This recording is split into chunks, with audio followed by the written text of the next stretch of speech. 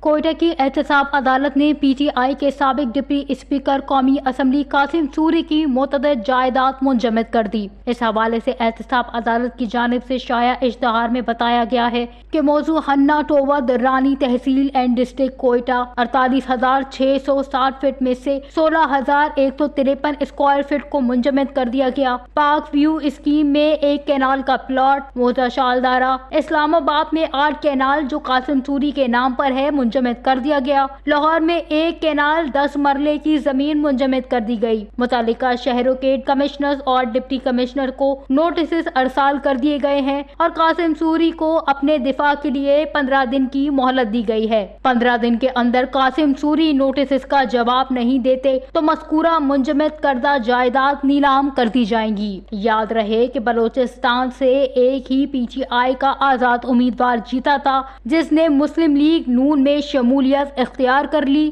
اس طرح بلوچستان سے P T I کی سیٹ برقرار نہ رہی۔